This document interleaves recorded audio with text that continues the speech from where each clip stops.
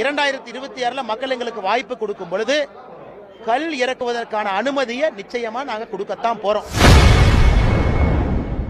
தமிழ்நாட்டில் பாஜக ஆட்சிக்கு வந்தால் கள் இறக்க அனுமதிக்கப்படும் என அக்கட்சித் தலைவர் அண்ணாமலை உறுதிபட தெரிவித்துள்ளார். அதிலிருந்து வரக்கூடிய எல்லா பொருட்கள், நீராவா இருக்கட்டும், தெலுவா இருக்கட்டும், கல்லா இருக்கட்டும், எல்லாமே உணவுப் பொருட்களா பார்க்கணும். கல்லை பொறுத்தவரை 3.8% ஆல்கஹால் இருக்கு. ஒரு சாதாரண பியர் எடுத்துக்கிட்டீங்கன்னா 12% குறைவு ஆல்கஹால் இல்ல.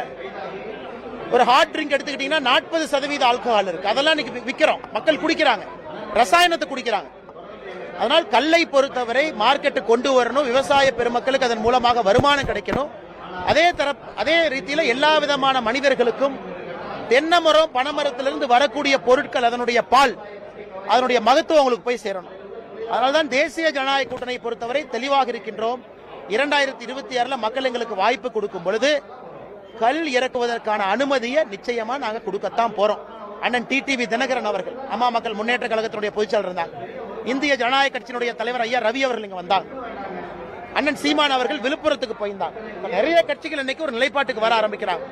தேசிய ஜனநாயக கூட்டணியை பொறுத்தவரை இது கொள்கை நிலைப்பாட்டோடு 2026 இதற்கான அனுமதியை நிச்சயமா நாங்கள் கொடுக்கத்தான் போறோம்.